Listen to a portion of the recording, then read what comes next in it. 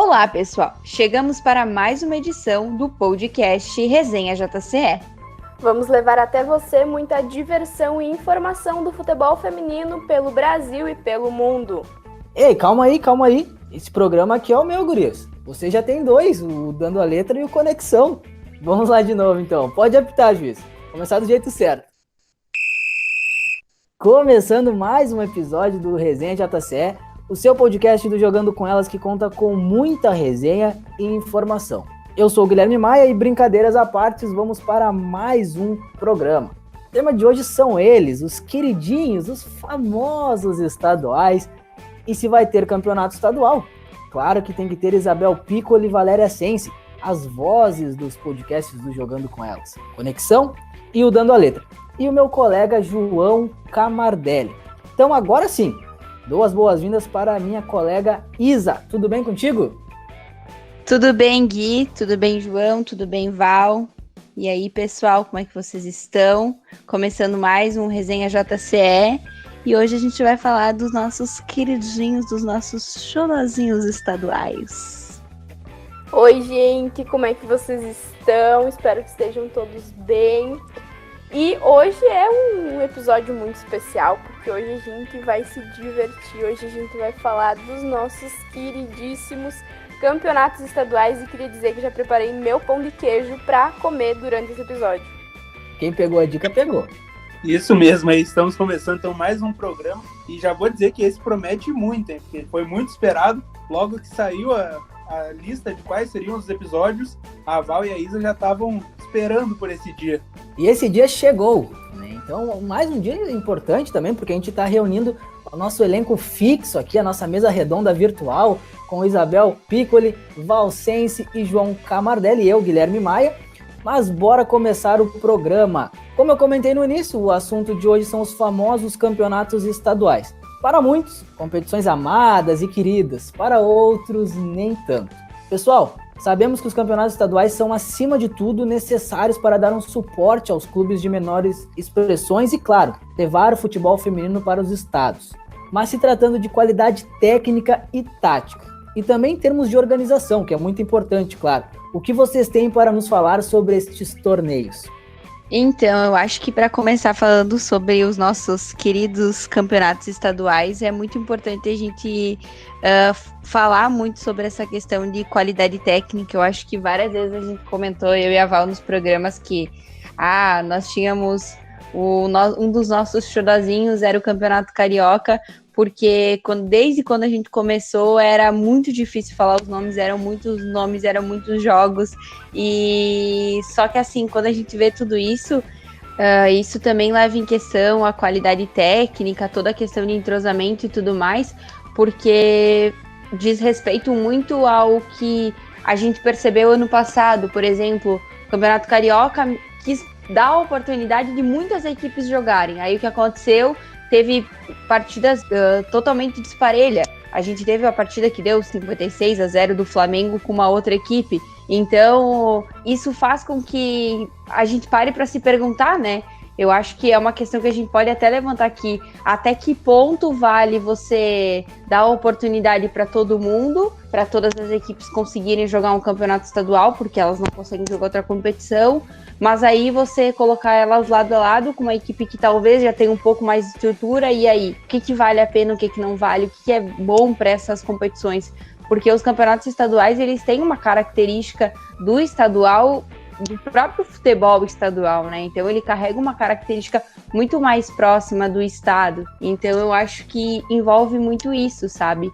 E a gente sabe que as federações, elas não desembolsam uma questão de organização.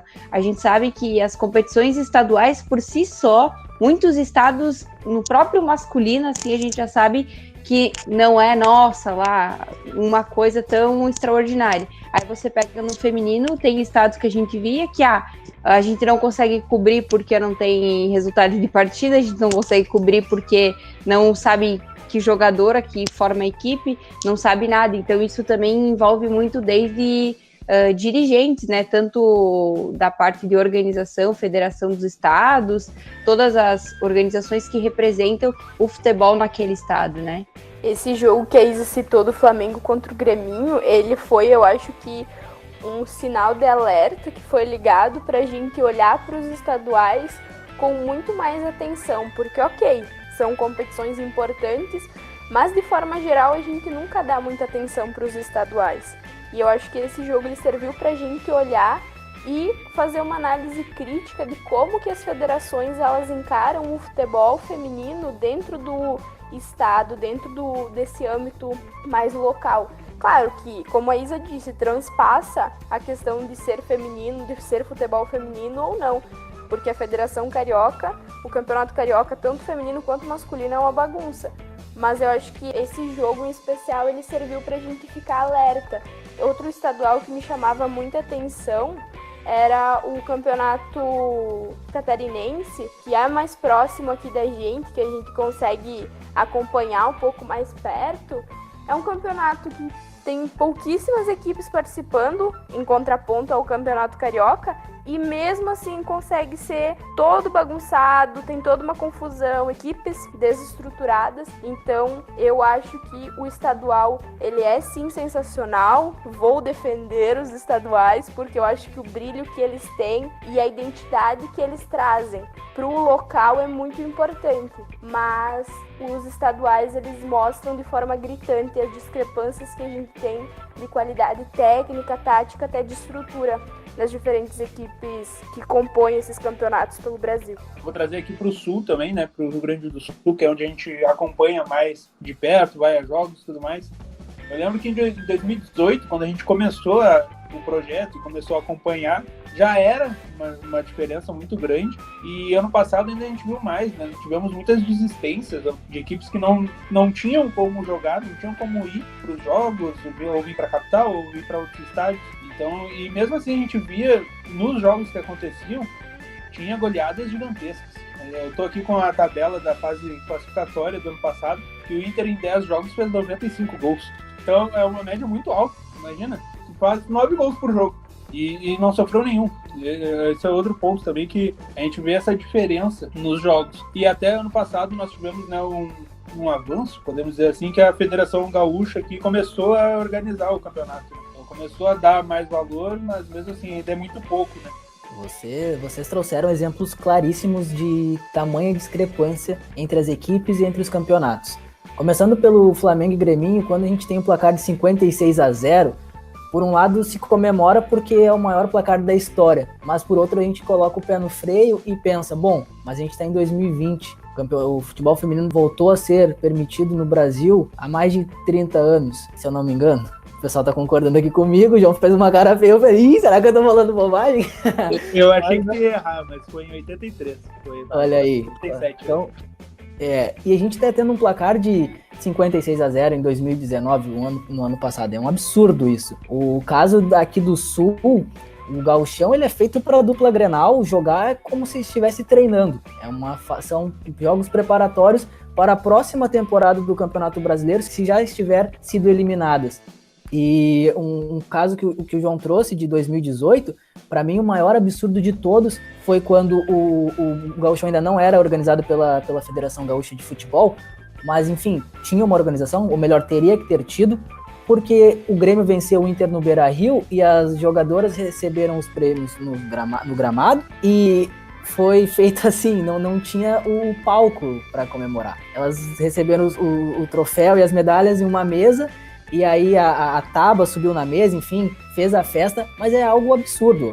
Chega a ser ridículo o quanto as federações e a própria CBF coloca jogadores em situações absurdas, que é inaceitável pela prática do futebol aqui no Brasil no ano em que estamos. Entre outros diversos casos dos estaduais, onde há exemplos tenebrosos de como são estruturados. Eu queria só fazer um gancho aí quando o João falou sobre a questão do deslocamento, da desistência das equipes no Rio Grande do Sul, e isso também entra muito em questão aonde as equipes jogam as partidas dos estaduais. Porque é sempre, vai ser qualquer estádio que der, porque não pode ser, a gente viu, eu não lembro aonde foi, mas eu lembro que ano passado teve uma polêmica muito grande em função, acho que até no Campeonato Mineiro, no Carioca, se eu não estou enganada, essa questão de, aonde vai jogar, não pode ser num estádio onde tem futebol masculino, eu não posso jogar no Mineirão, eu não posso jogar não sei aonde, porque, não dá para colocar a mulher jogar nesse campo, porque esse campo pertence ao time masculino, sabe? E era muito visível isso, e a gente vê aqui mesmo por Santa Catarina, porque hoje em Santa Catarina, por exemplo, Chapecoense, o time feminino joga no CT, no Centro de Treinamentos da Chapecoense, então durante a semana o masculino treina, no fim de semana aí joga o time feminino, então tipo assim, eu acho que como o Gui falou, eu acho que é uma coisa muito absurda você colocar assim, ok, vai bater em algum momento tabela, não vai dar pra deixar tudo parelho e tudo mais, beleza. Mas assim, é em toda a situação. Como vocês falaram do Rio Grande do Sul, aqui em Santa Catarina, joga-se pelo quê? Pro Avaí Kinderman ficar campeão. É simplesmente isso. Então, é algo totalmente fora do comum, assim. A gente, por acompanhar muito de perto no passado, foi muito visível isso. Que você começa a competição e você já sabe quem vai ganhar. Se você não sabe quem vai ganhar, você já sabe que vai ficar entre 2, no máximo 3 equipes. É um descaso muito grande, né, pessoal? E não somente em questão de estruturas, mas até mesmo na cobertura.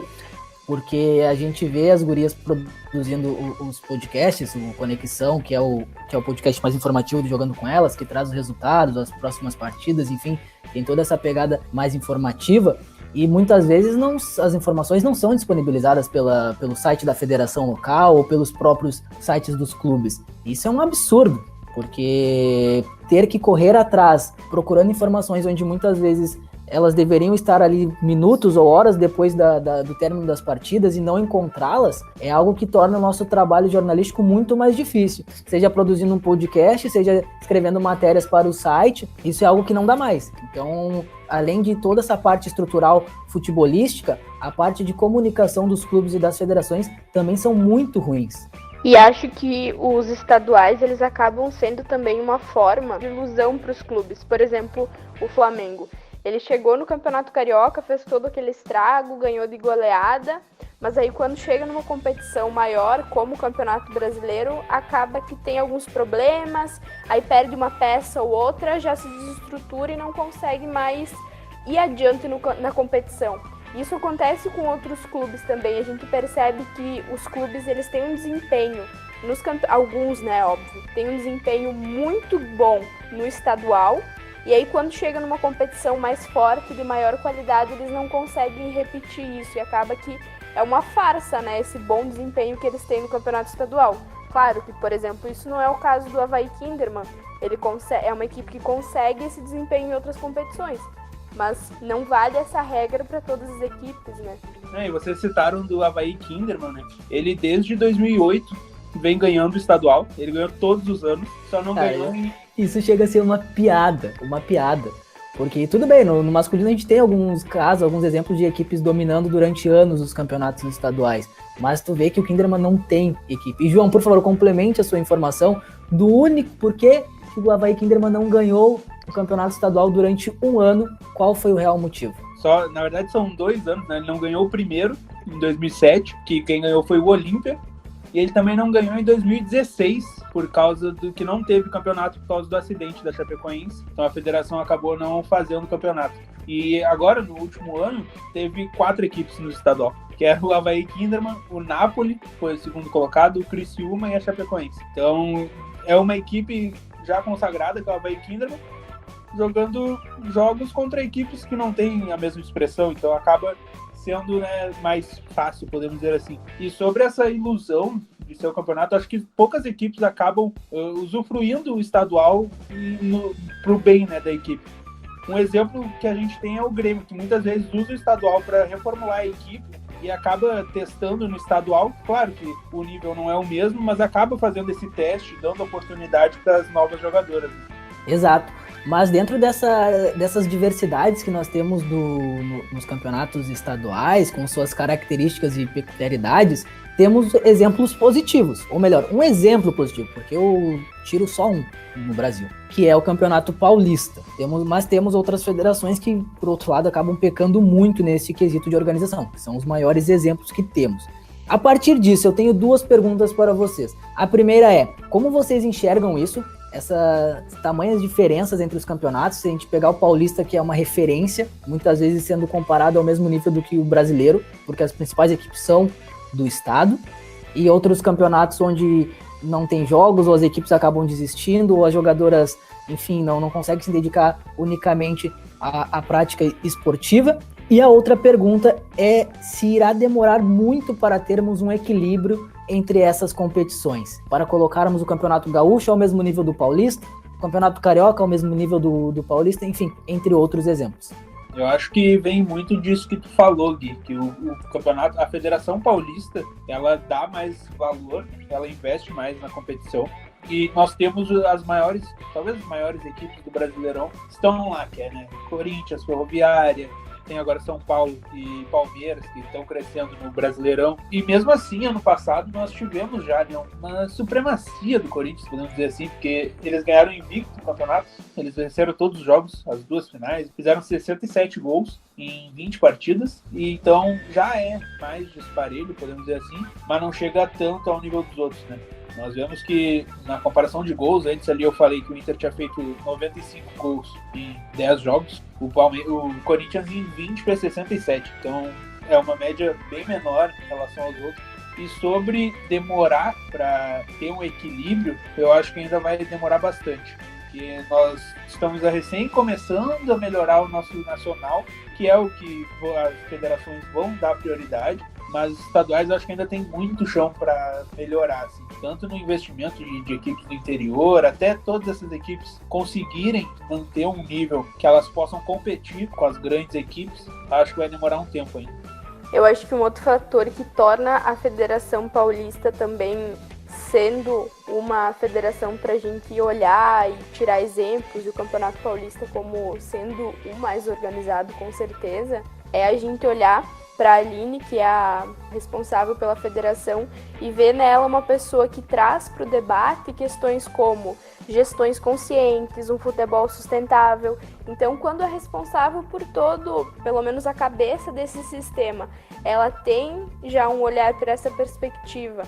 Quando se olha para o resultado final, que é o campeonato, a probabilidade dele ser de maior qualidade também é maior. Então eu acho que é um reflexo dessa boa gestão na cabeça da federação, acaba refletindo também no desempenho do campeonato e de como ele procede, né, e na qualidade que ele vem tendo. E como vocês falaram, né, como o João falou, como o Gui falou, as principais equipes do Campeonato Brasileiro, elas estão dentro do Campeonato Paulista. Então isso com certeza também interfere. E é um estado que tem recursos, é um estado que a gente sabe tem um pioneirismo no futebol feminino, então acaba que esse histórico faz com que o campeonato seja mais forte e mais organizado.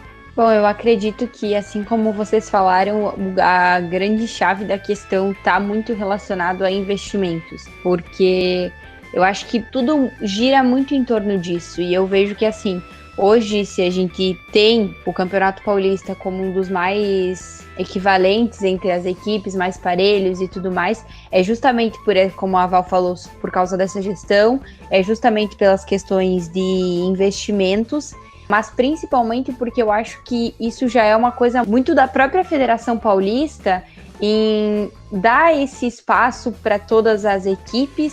E também relacionado a todos os campeonatos que ocorrem dentro da federação, que são promovidos pela Federação Paulista.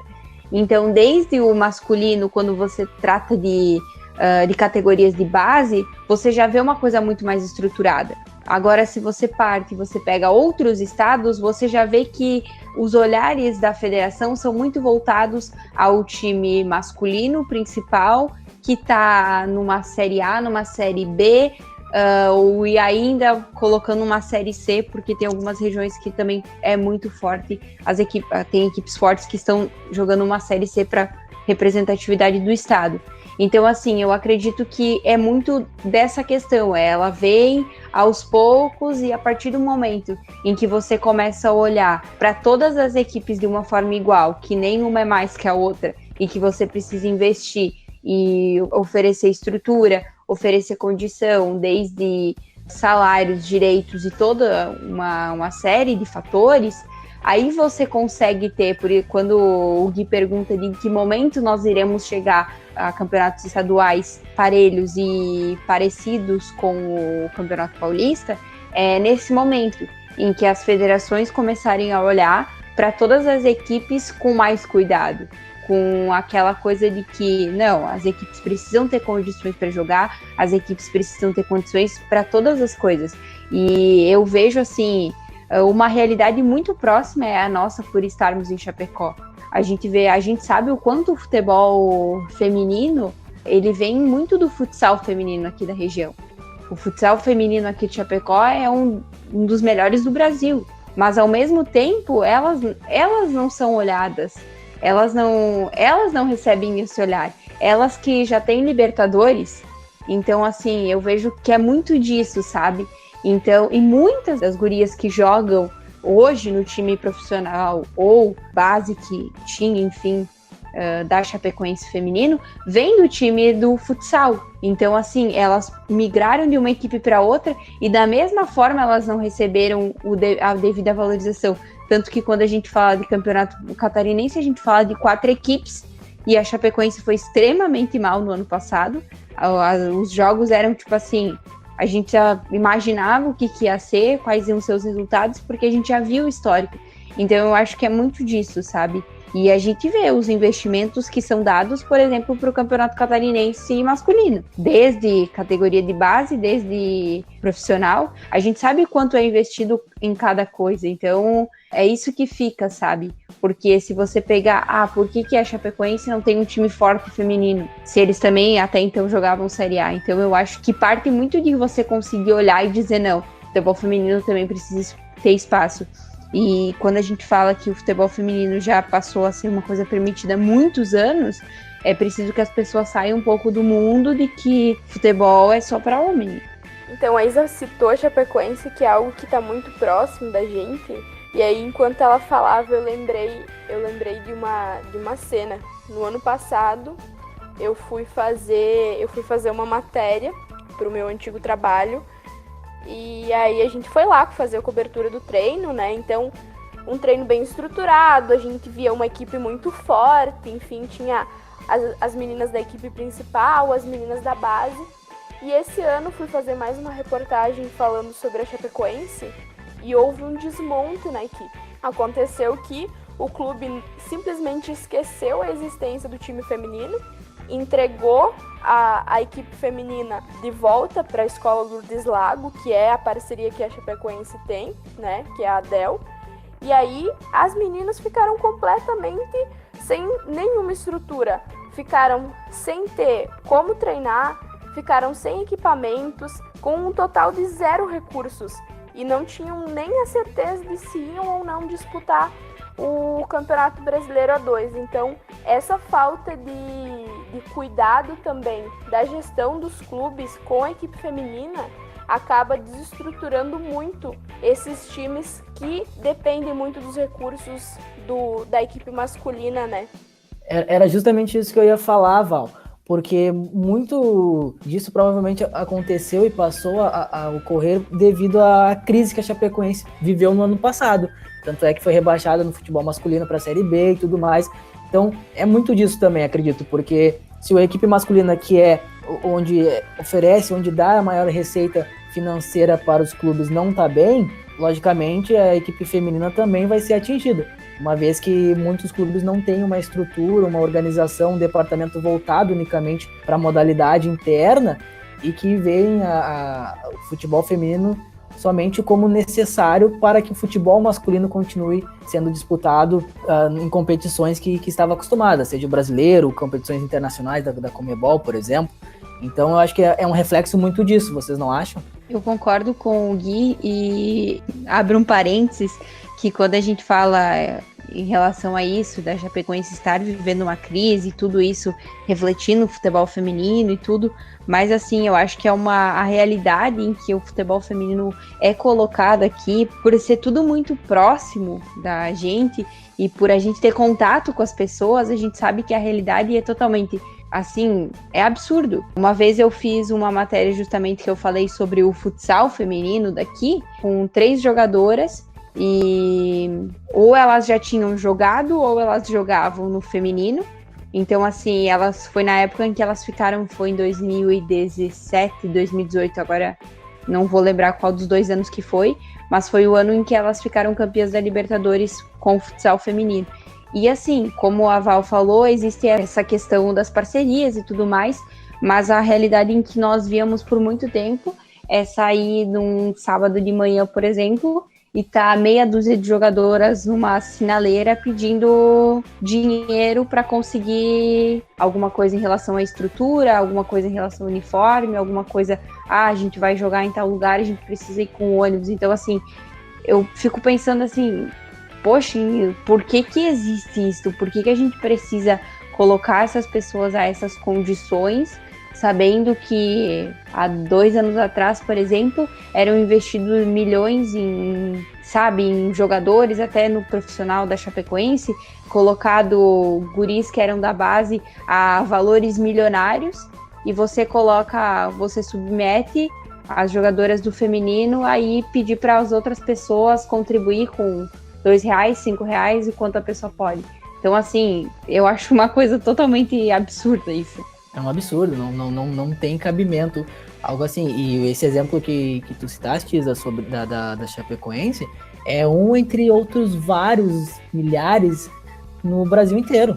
A gente tem equipes que tem que fazer vaquinha para viajar.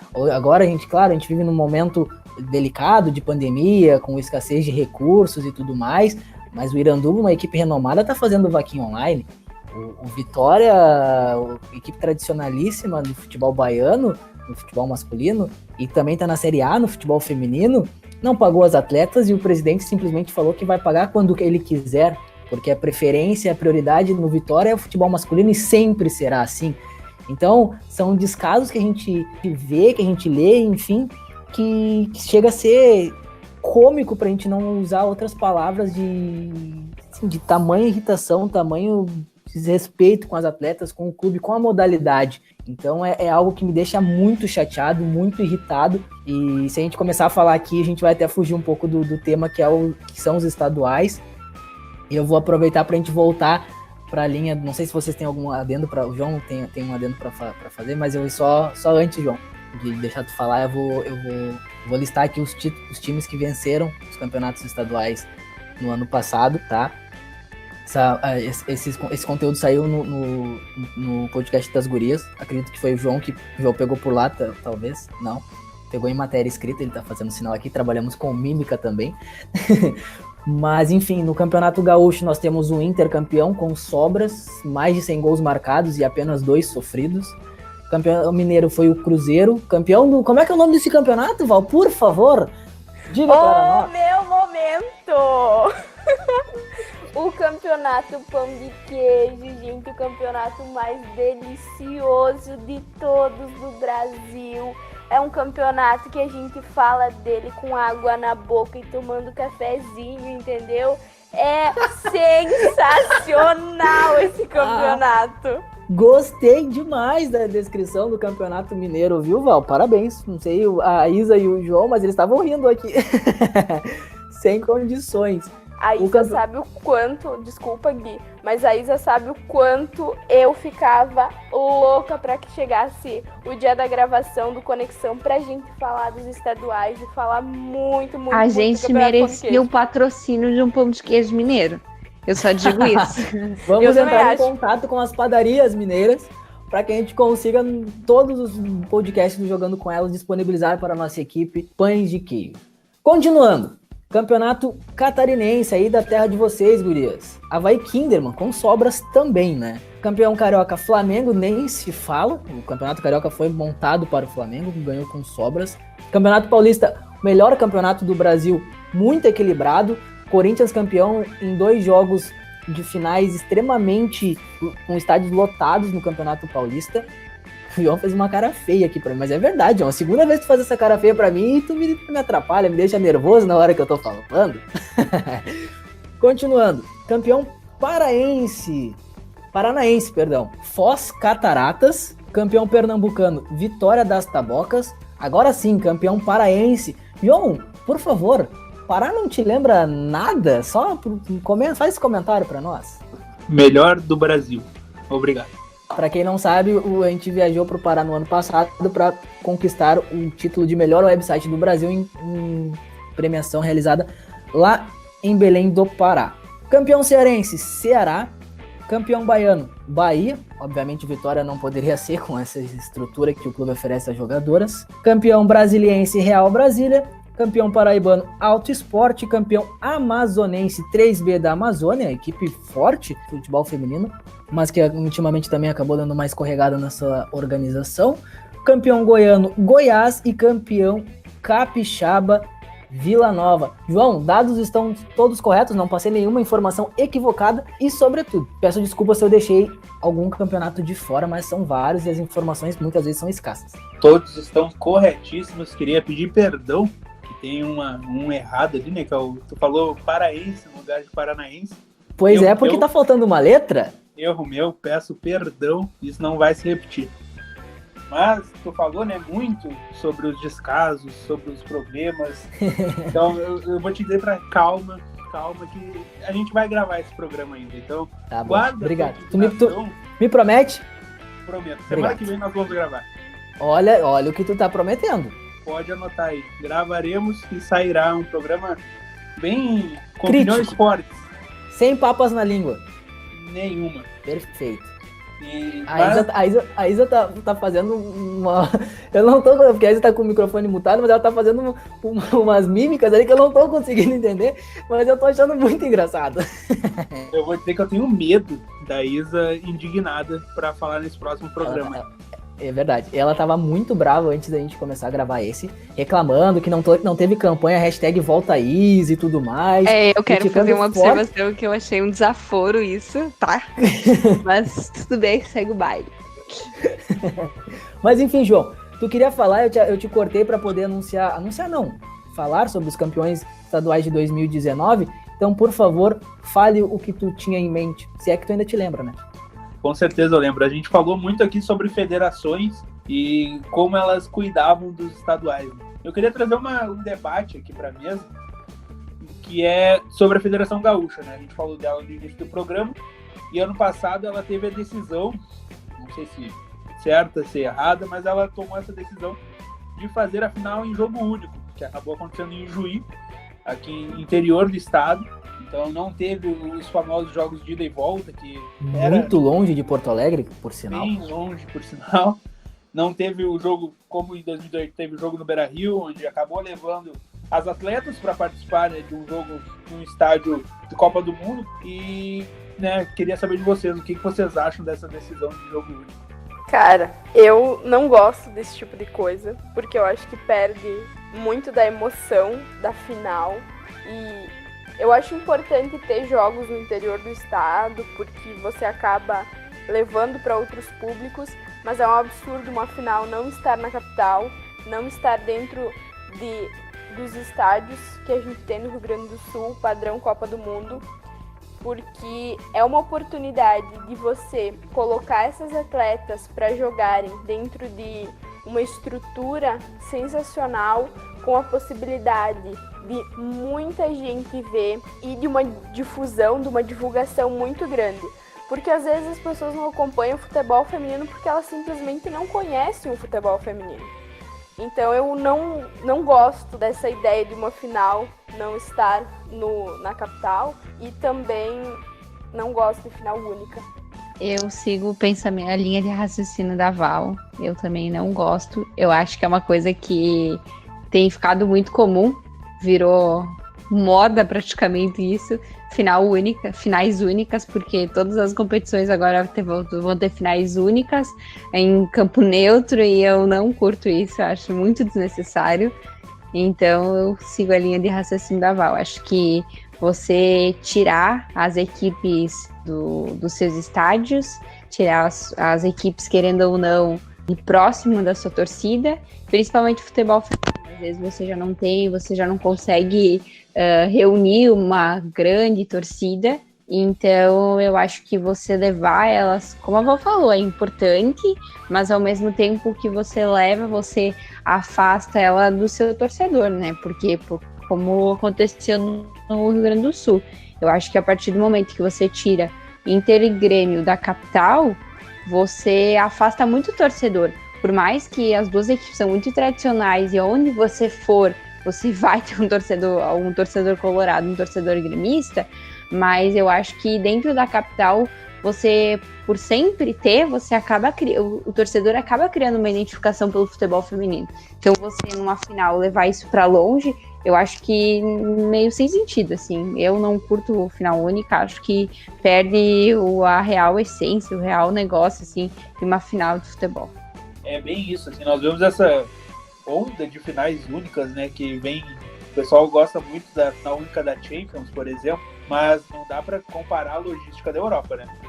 A Europa tu pega um trem e tu vai de um país a outro.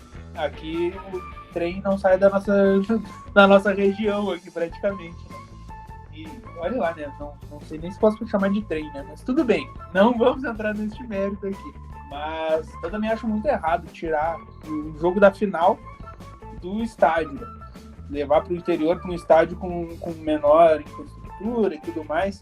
Porque pensa, tu é um atleta, tu já joga em estádios não tão bons durante o campeonato. E aí tu pensa, pô, na final eu posso jogar lá no Beira-Rio, no Arena, no Morumbi, no Pacaembu. Posso jogar lá, posso mostrar o futebol para mais pessoas. Provavelmente vai ter mais imprensa, porque tu vai estar na capital. Então é um desejo delas, assim. Imagina, deve ser uma realização para elas. E aí tu pega, tira e bota lá pro interior, onde poucas pessoas vão ir cobrir, né? Não vai ter tanta audiência. Então é muito complicado, assim. E eu acho que o João cita essa questão da Europa, mas o futebol e a cultura do futebol no Brasil, ela é muito diferente.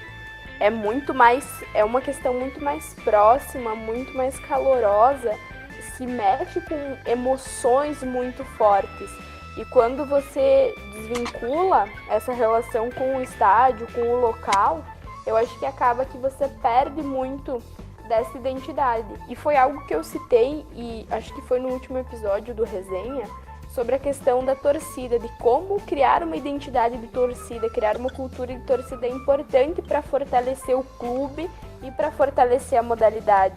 Afinal, se a gente conseguir ter uma cultura de torcida, a modalidade vai crescer muito também nesse sentido. Já que só falta eu falar, então eu digo que não. Eu não concordo com a final do Gauchão em jogo único. Inclusive, acho uma decisão muito equivocada por parte da Federação Gaúcha. Ainda mais por ter sido em Juí, muito longe de Porto Alegre, afasta o público. À época, a Federação disse que era para aproximar os torcedores da partida, que lotaria o estádio, mas o estádio não estava lotado. E assim, vai muito pelo que a Val falou também. Faz falta ter uma final em dois jogos, porque dá mais emoção, tu joga na tua casa, depois tu vai jogar na casa do teu adversário, e isso faz com que entusiasme ainda mais os torcedores. Então não concordo, espero que se o Gauchão for realizado neste ano, não seja disputado em final única, e assim como os outros campeonatos estaduais. Mas vamos para a última pergunta. Só queria fazer um breve adendo, dizendo que se essa equipe sofreu um racha em algum momento, está todo mundo unido novamente contra a final única. Era isso. Não, perfeito. Esse adendo foi sensacional no momento certo, uma vez que nós tivemos aquele racha muito complicado, devido a Pia conquistar o ouro em 2021, porque a Izzy e eu já cravamos isso, o João e Val, por outro lado, negam e, muito pelo que eu entendi, torcerão contra a nossa treinadora e nossa seleção. Enfim, mas acho que a nossa equipe está unida, voltamos a estarmos unidos. O que vocês acham? Eu só não acho que a gente torceu contra, mas o resto eu concordo. O João criou a hashtag Homem das hashtags fora jogo único, E acho engraçado que... Eu falei que o negócio é pessoal, né? Eu falei que o negócio é pessoal.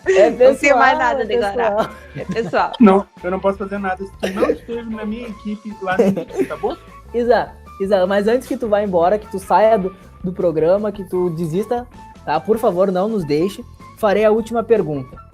A gente sabe que muito dessas disparidades que citamos ao longo do programa se dá em razão também das qualidades dos clubes. Eles não oferecem a estrutura adequada para jogadoras, muitas atletas trabalham durante o dia e treinam à noite, ou vice-versa, e isso com certeza afeta no desempenho dentro do campo. O quanto essa parada em razão da Covid-19 afetará ainda mais essas questões que abordamos para essas mesmas equipes?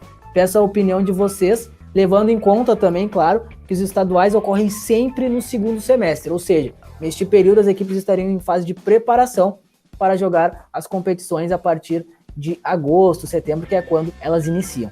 Então, eu acredito que seja um ano muito atípico, um ano muito diferente, e eu não vejo, assim, grandes possibilidades da Confederação Brasileira, da CBF, né, dizer, não, teremos campeonato estadual feminino.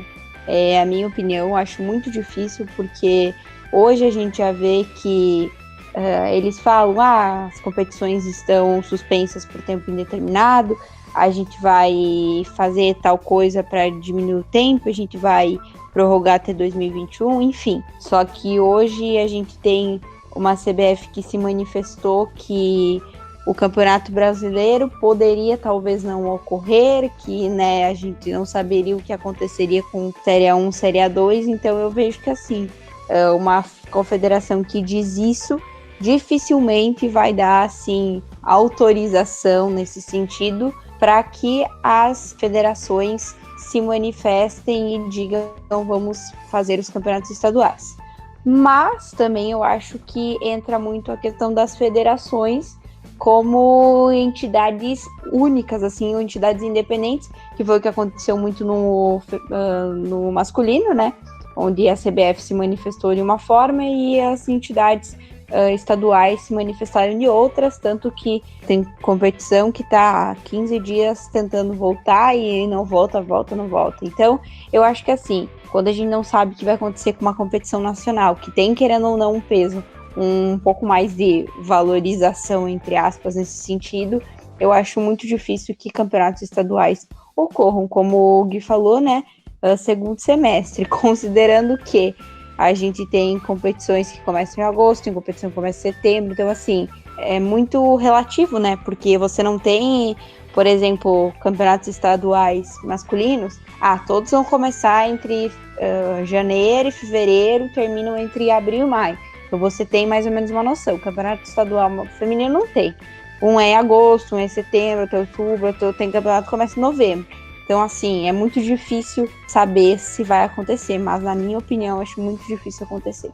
E o risco também dos campeonatos voltarem é das atletas acabarem sofrendo uma série de lesões, porque por mais que elas estejam treinando em casa, a gente já falou sobre isso, a estrutura é diferente, o treinamento é diferente, então elas não estão treinando para ganhar questões físicas, elas estão treinando para manter aquilo que elas já tinham. E a perda disso é muito grande, então se elas chegarem agora no próximo semestre e entrarem direto para uma competição, nesses estaduais que ele citou que começam um pouco antes, vai acabar que você vai colocar a saúde da atleta em risco. Então é muito perigoso também olhar para essa perspectiva. E eu sinto que a gente está num momento de muita incerteza. A gente não tem certeza se essa pandemia, em agosto, ela vai terminar, a gente vai poder voltar à nossa vida normal e ok, tudo bem. A gente não sabe. Ali a pouco tem outro surto, outro pico, fecha tudo de novo, e aí, como é que a gente faz? Então eu acho que as federações, elas têm que, antes de mais nada, levar em consideração a saúde dessas atletas, antes de querer voltar à ativa, como foi o caso do campeonato carioca, a gente criticando mais uma vez o campeonato carioca, daí no caso o masculino, que voltou, foram testar os atletas, tem um monte de gente com Covid. Então, esse tipo de coisa também não pode acontecer. Então, se as atletas chegar o momento de começar o estadual e elas não estiverem preparadas fisicamente, eu acho que tem que tomar todo um cuidado para como vai acontecer. E eu concordo com a Isa, assim, eu não sei se talvez não vão acontecer, mas eu acho que vai demorar muito para o futebol voltar de forma geral. Esse assunto ele é muito delicado, né? Eu acho que todo o debate vai girar muito em torno de um pouco do que a Isa já falou, que é, nós não sabemos nem se o Nacional vai voltar, que é, querendo ou não, a prioridade, né, das entidades. Então imagina um estadual. Nós tivemos há pouco o caso da Libertadores feminina de 2020, que ela foi confirmada, mas vai ocorrer só no início do ano que vem. Então eu acho que talvez uma saída para as federações, talvez seja eles fazerem no início do ano que vem, e aí ano que vem contar talvez com 2 campeonatos, ou talvez tentar ajustar o calendário para começar a fazer no início do ano, não sei, eles vão ter que achar um jeito, mas eu acho muito difícil voltar esse ano, porque como a gente disse, é um cenário muito incerto. A gente não sabe se a gente está no pico já, se de caso, se não vai estar, se é daqui a 1 mês, se é daqui a 2. A gente não tem como prever nada hoje. E eu acho que é muito a questão da saúde delas, né? Então a gente não pode tomar decisões precipitadas para daqui a pouco estourar ali na frente de novo e ter que parar tudo, porque começar para parar daqui uma semana não é legal. É pior ainda, né? Mostra só a desorganização que a gente tem, assim. Eu acho que mais difícil que voltar, eu, Guilherme Maia, e aí eu falo por mim apenas, torço para que não tenhamos campeonatos estaduais neste ano.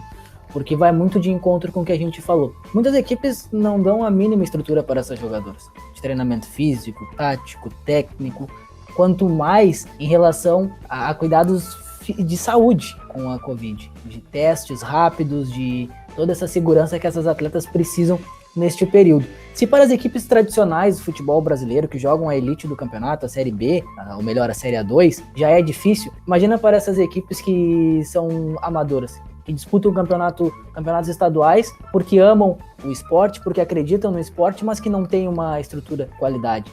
Então, é delicado sim, muito delicado, e eu torço para que não volte. Se tiver que voltar um campeonato, que seja o nacional, mas aí também com todos os cuidados que merecem ser tomados. Mas ainda assim é um assunto muito delicado mesmo, é difícil opinar, mas é isso. Eu Guilherme, espero que os campeonatos estaduais não aconteçam esse ano e que para 2021 a gente consiga ter uma estrutura melhor, ter uma preparação melhor, uma organização melhor, e que seja retomado de uma forma muito organizada e com muita competência. Eu acho que o que fica dessa nossa discussão também, para uma reflexão que as federações precisam ter, e no sentido daquilo que a Isa disse, tem campeonato que começa em agosto, tem campeonato que começa em setembro, novembro, para que as federações, por mais independentes que elas sejam, por mais que as condições sejam diferentes, mas para que exista uma unidade, para que seja mais organizado de forma geral os campeonatos estaduais e que para depois desse momento de pandemia que a gente está vivendo, se olhe para o estadual com mais respeito, com mais carinho, para que essas competições elas possam ser vistas com o valor que elas realmente têm. E com essa frase da Val, que eu acredito que representa todos nós do Jogando com Elas e muitas outras pessoas do Brasil inteiro que acompanham, que praticam e que torcem pelo futebol feminino, a gente encerra mais um Resenha JCE. Mas antes, aquela pergunta de sempre, temos um programa? Temos um belíssimo programa, maravilhoso. Temos um programa top, com gosto de pão de queijo, né, pessoal?